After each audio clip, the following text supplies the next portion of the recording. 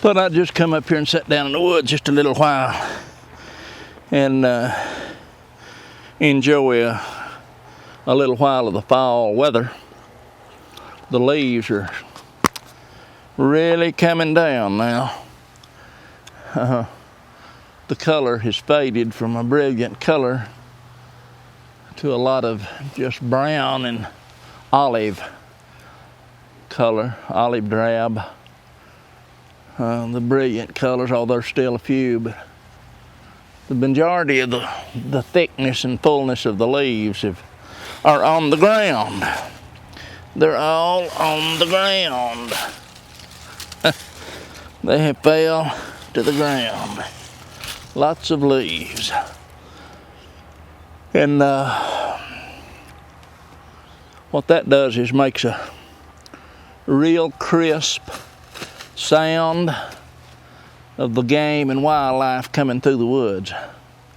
You might call it a hunter's advantage. I don't know. I don't know what I'm up here to talk about. I have nothing on my mind.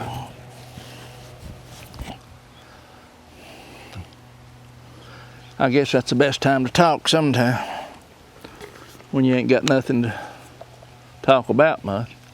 Oh, there's plenty to talk about. Sometimes we just don't want to talk about it. I've been hauling a little firewood out. Got quite a bit of it out. There's a lot that I've not got out. A lot still laying on the ground. I feel pretty good that, you know, as long as I've got it on the ground and it bucked up. That's the main thing, because I don't want to be out here in it nasty, cold, snowy, wet, chopping logs up. I'd rather have them chopped up. I don't mind a bit coming up here and loading them and putting them on a wagon and hauling them in. That last load I went up to get yesterday or day before, maybe. Day before yesterday, I think. Yeah, I'm pretty sure it was. Can't keep one day straight from the next anymore. Anyway, I was up there loading the wagon, started to load a wagon full of wood, and the first lick with the hookaroon, some people call them pickaroons, or a hookaroon, I suppose. Fish cars, hookaroon. I hit it in a log around, and an inch and a half of the tip broke off of it. And you don't realize how much you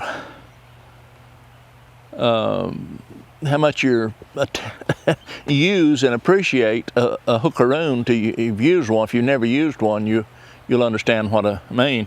I've used one for around 6 years, and by breaking that tip off, it rendered it useless. So I thought, well, what am I going to do?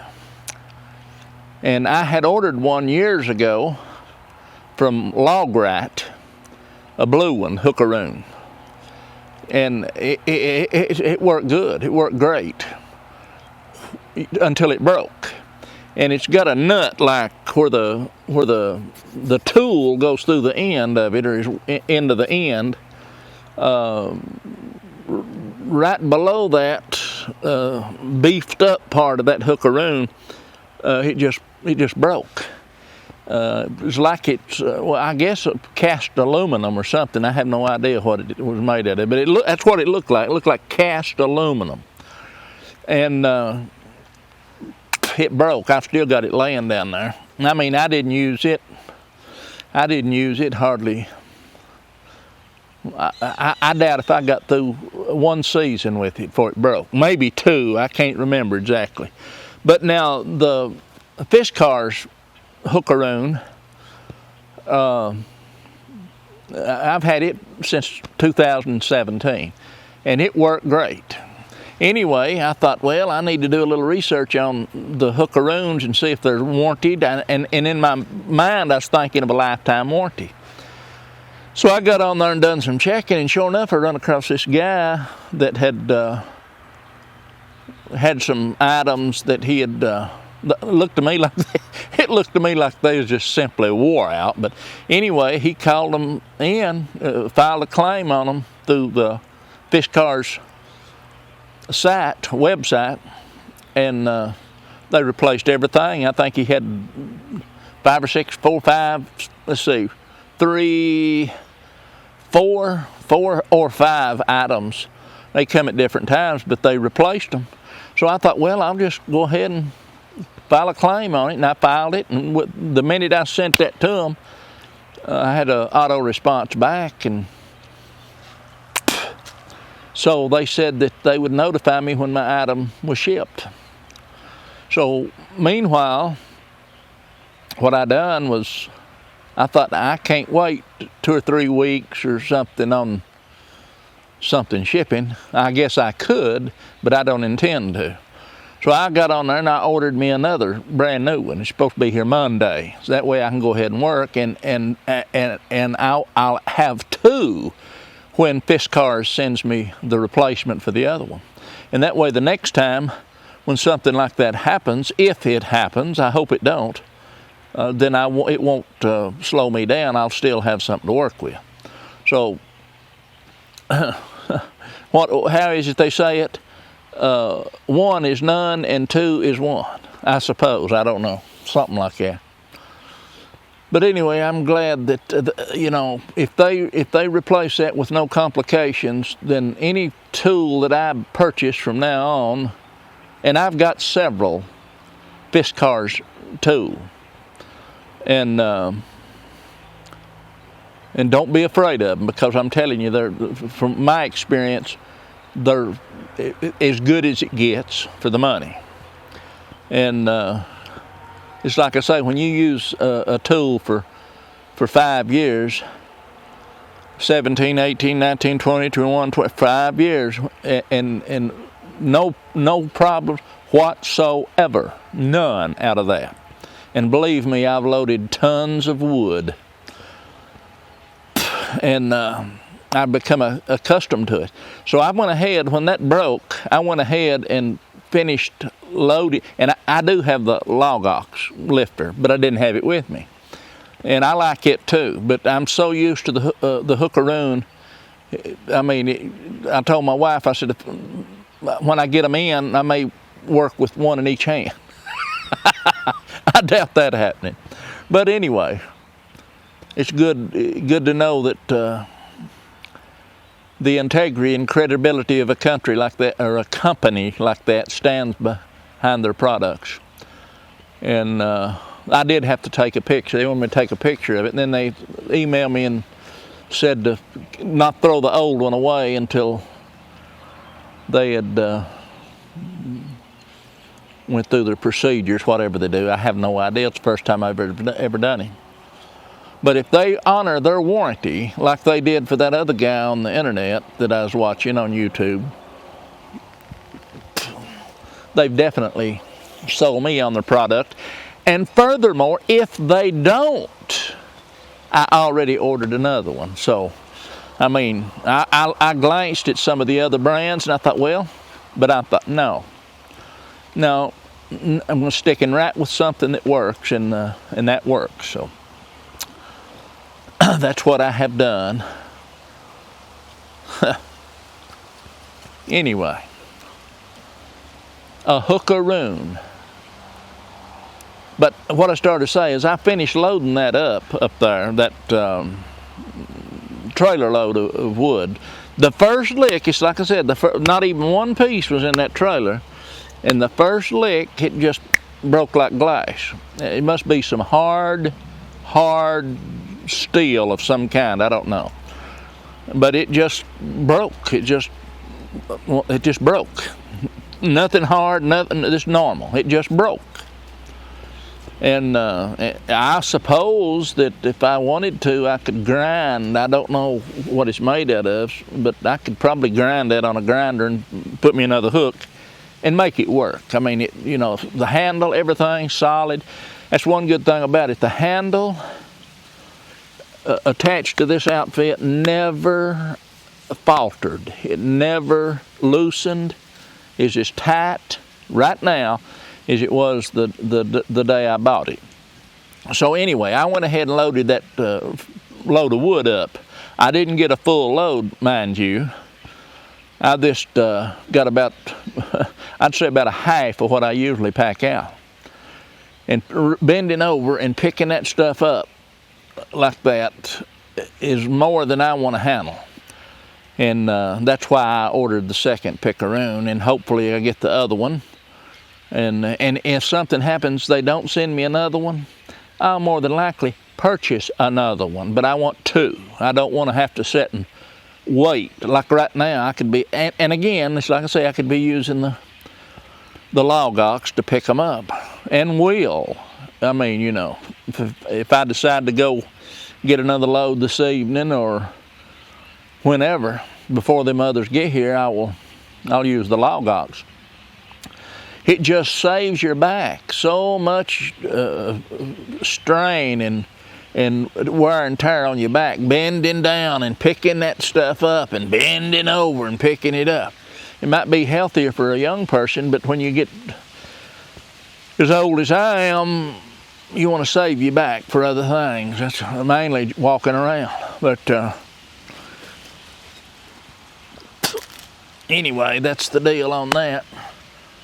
And if it weren't for that, and it's like I said, I can't use that for an excuse, but I am, because one of them that I ordered is supposed to be here Monday. I can rest on Monday, because that that last load that I pulled out, picked up manually with my back, it'll take a day or two of rest to regenerate over that one. It's just not worth. It's not worth straining your back and getting down in your back when there's a viable option.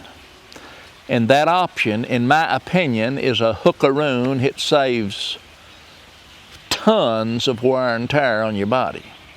And I'm talking about the bending and stuff.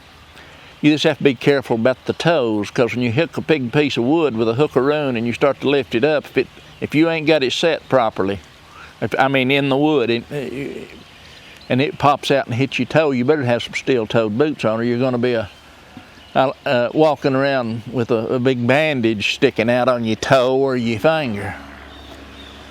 And that ain't no fun.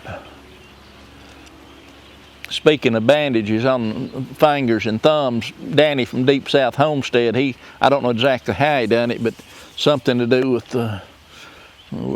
maybe a wood splitter, I don't know.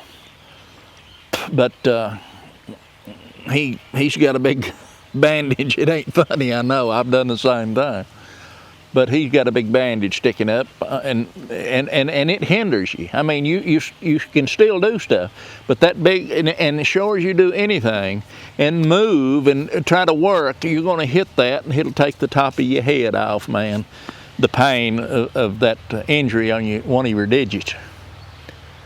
So the best thing you can do, and it's not like anyone does that intentionally, but try to avoid those accidents if you can. And just like I'm saying, you know, rather than to risk a back injury, if you can, and that's not 100%, but when you using a tool that saves you from bending over, why not? Pretty obvious. And you know, it's like I say, they're well worth having. Them leaves, they're just sifting down, slow and gentle. We've had a few rains and not had a lot of wind, you know, a lot of real strong wind, but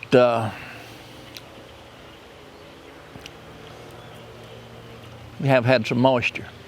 And it's that time of year. If it was come a good little shower, I'm talking about a hard rain.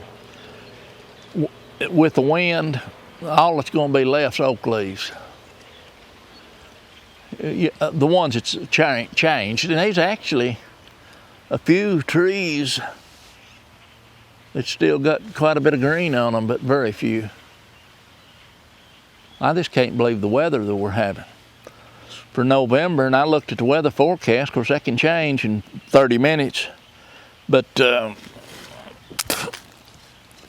all the way through the middle of November, looked like good weather. I told my son, I said, the one thing about it, when the weather changes, will be the first weekend of gun season and hunting season. Usually the bottom will drop out of it one way or the other, whether it be cold or nasty rainy weather. But the forecast looks completely opposite of that. Maybe it'll be nice. It's beautiful right now. I don't know what temperature it is, but I can tell you right now that it's not. If it's in the 70s, it's the very low 70s.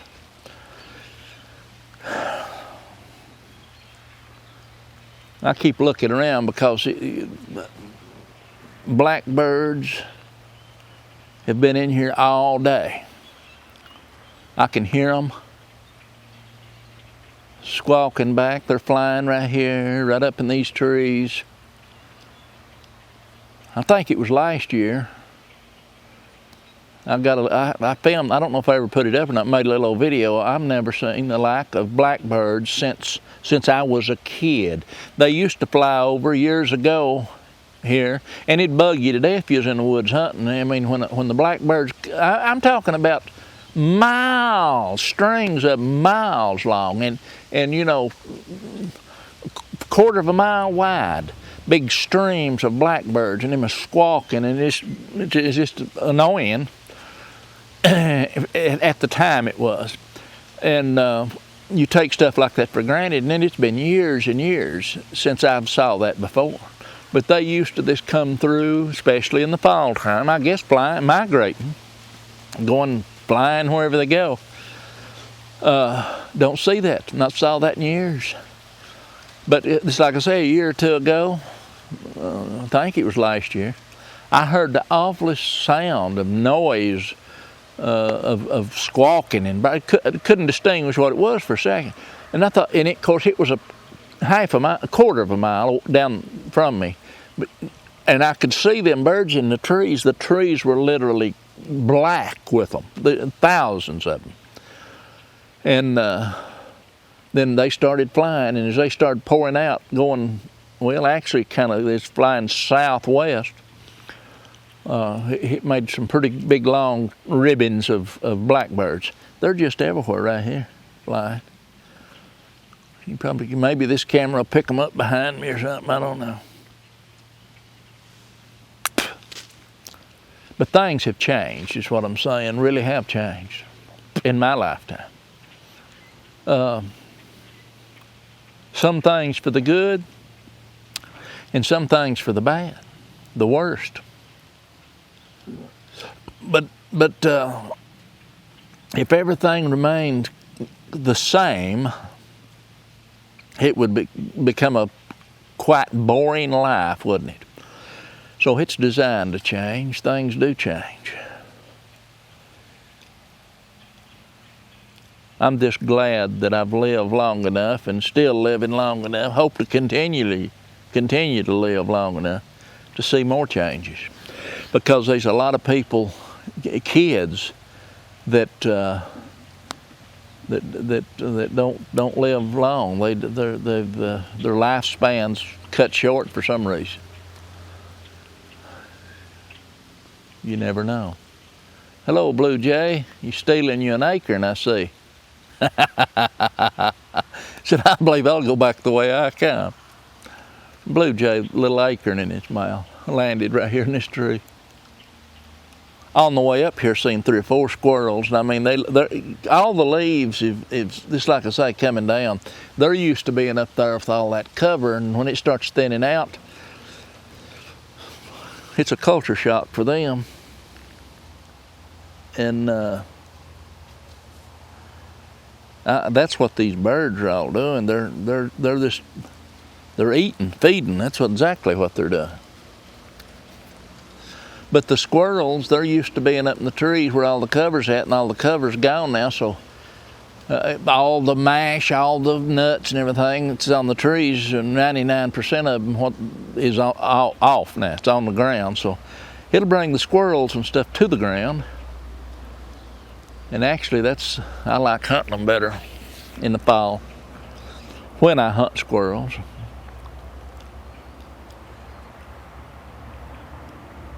I'm getting more all the time. It bothers me when I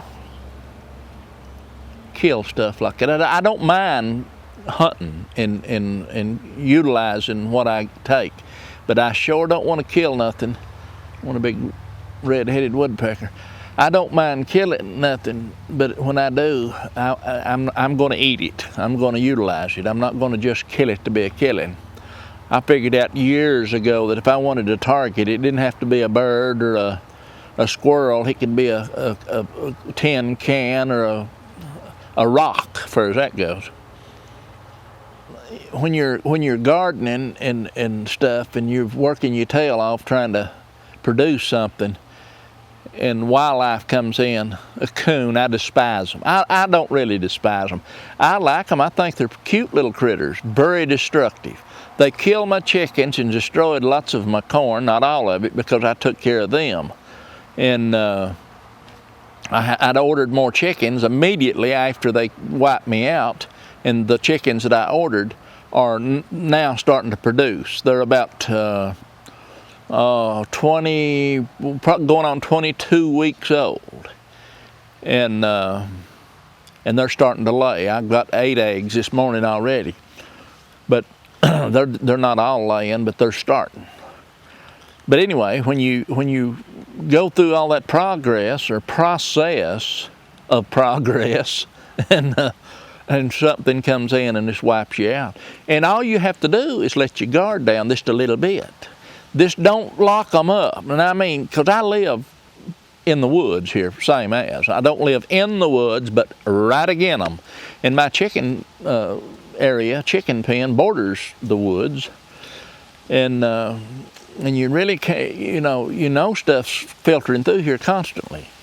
I've bears, black bear down here, deer all the time, foxes, bobcats, coyotes, hear them up in here howling and barking in the night and stuff. I understand that. But I also understand that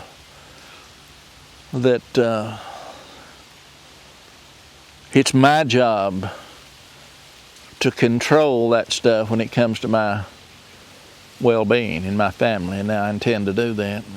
But like I say, I don't want to kill nothing just to be killing it. Let's get off the killing subject.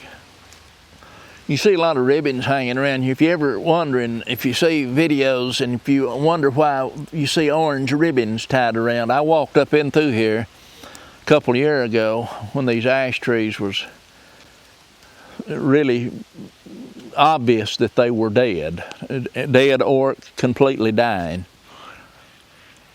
And so these ribbons, rather than to tie a 4-foot or 5-foot piece of ribbon around the tree I was going to cut, I just got close to the tree and tied a ribbon around a little bitty limb. And of course that tree never got cut, but the big ones did, most of them, in this area right here behind the house.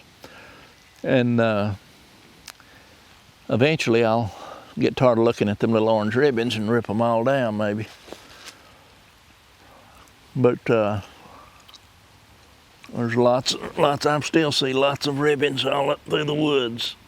But when you see that ribbon, like right here is a little ribbon on a little bitty twig, and there's a big stump right there. And that shows that when I seen a ribbon, I'd walk to it, and it was pretty obvious the biggest tree closest to the ribbon was dead and needed cut. There's a big one right there that's dead that needs to go, and 3 or 4 just right in here that needs to be took down. Lots of big stumps that's standing up, like right here's one, Seen another a while ago somewhere that it broke off. They just broke off. They didn't wait for me to cut them. They just give away. And that's good. Eventually, in time, nature itself will take care of those dead trees.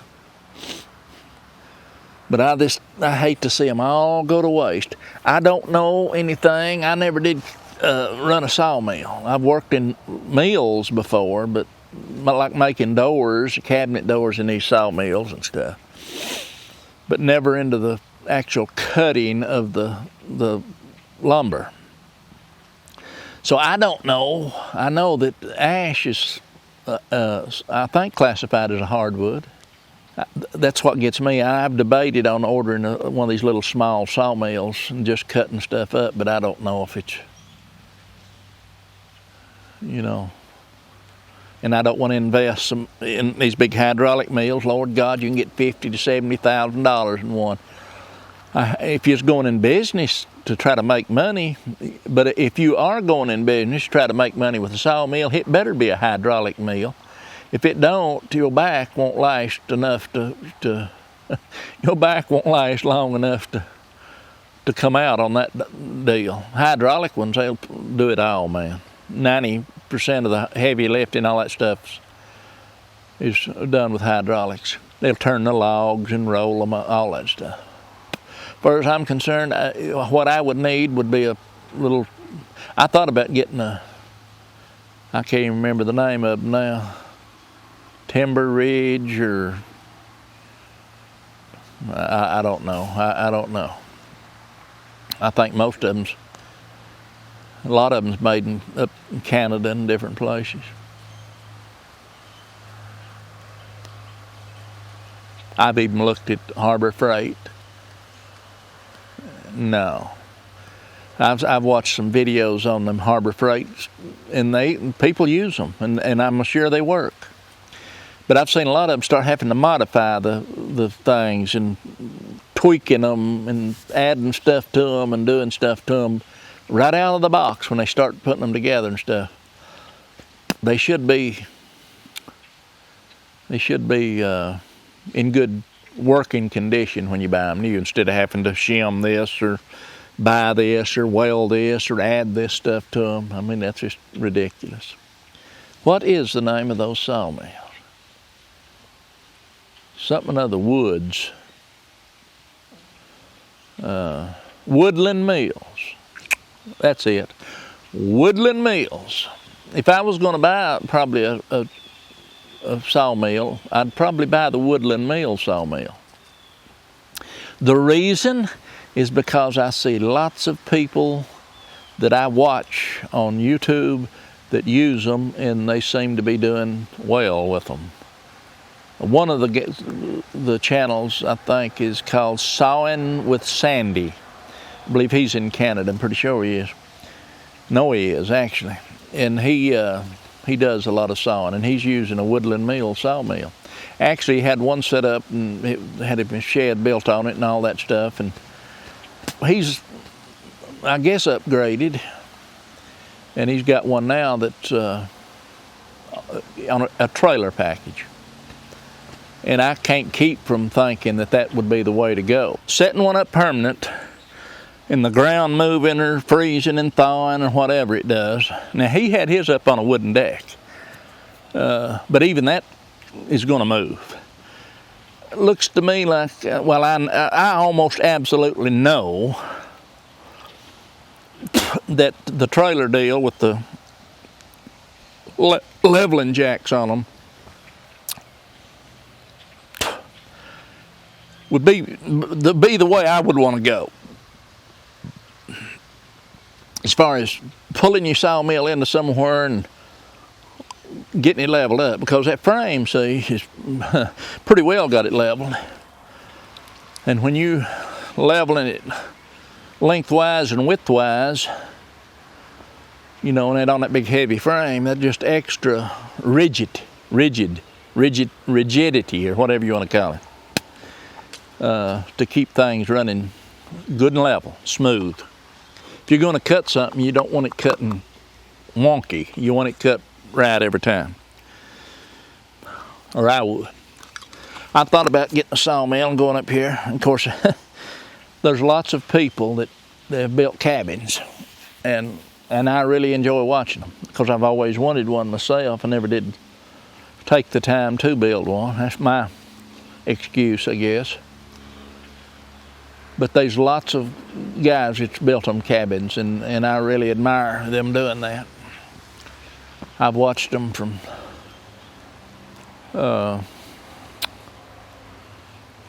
some of them from start to finish, and some of them still going.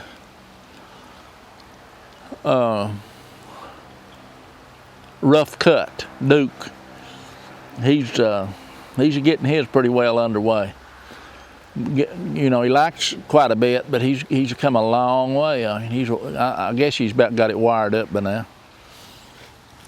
And looked to me like he's got some more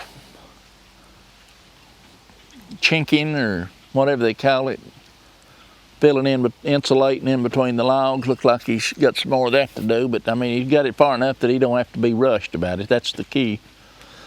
And that's something I wouldn't want to do. I wouldn't want to build nothing that I have to feel like I'm rushed to do. And if I knowed that these ash logs would be suitable to build a cabin, I wouldn't mind doing one. I thought about building one, but building mine with horizontal logs instead of vertical. Well, there's a couple of different ways that I've considered building one. You don't have to deal with such big long logs all the way through the cabin. If you build a decent little cabin, I mean, it don't take a big cabin. From my experience, when you're laying the footer and fixing a foundation for a house, when you first start that foundation, it looks little. You know, little. It ain't gonna be big as nothing.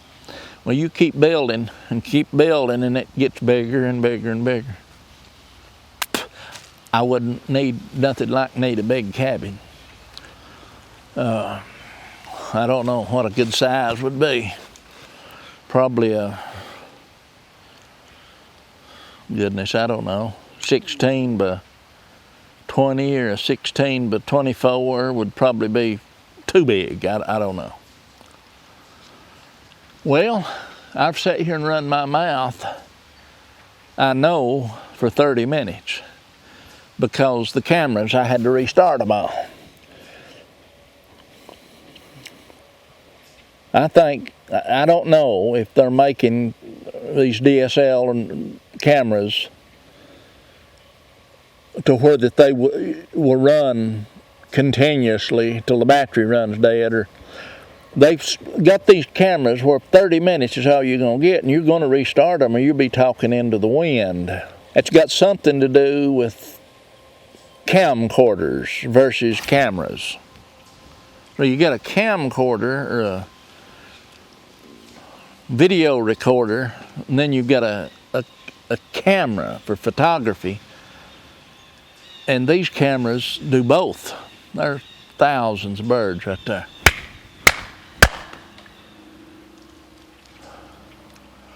But it would be nice that you know,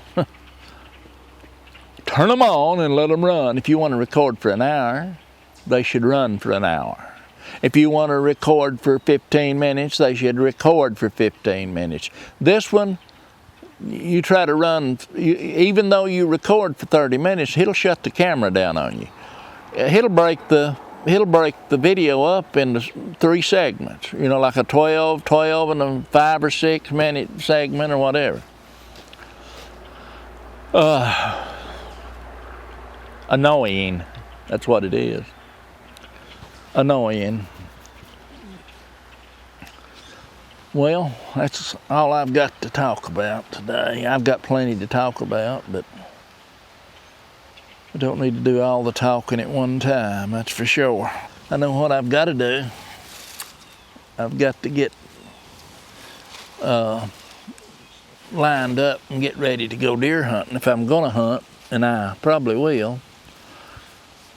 Got one buck on the camera the other day. It was 8-point. It's a decent little buck.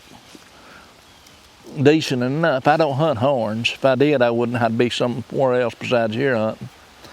There are a few good deer comes through occasionally that's took close by here, but they don't seem, the big ones don't seem to hang out around here. I've got some good pictures of deer to pass through over the years. The only problem is I wasn't there when they were. I guess that's fortunate for them until they run across the next hunter down the ridge.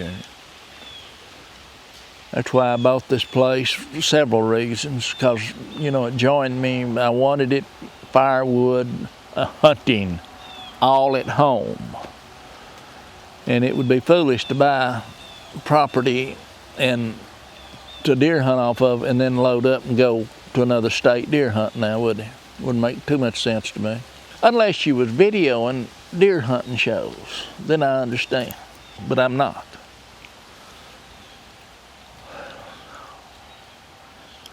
So anyway, we'll get off of here and we'll see what Fiskars, I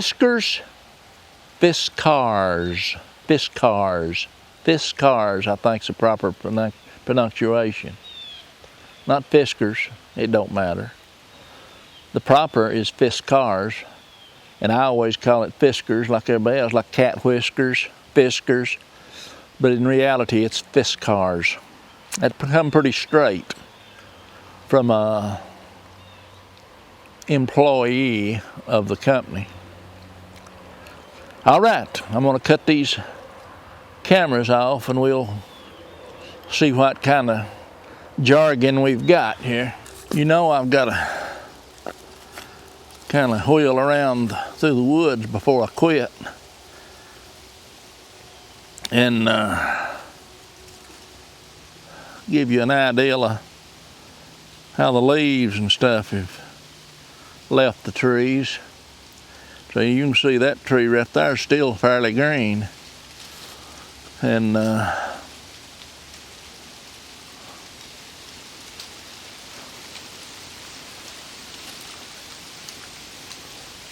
going up that way is starting up the mountain. That's the way you go to the top, is keep it going that way.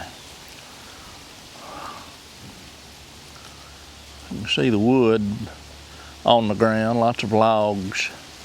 Of course, I've showed you them 14 times, I suppose.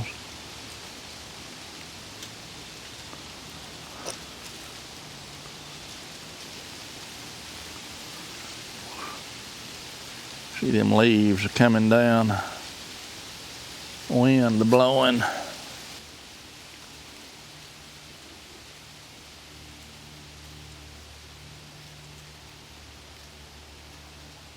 Okay, let's go home.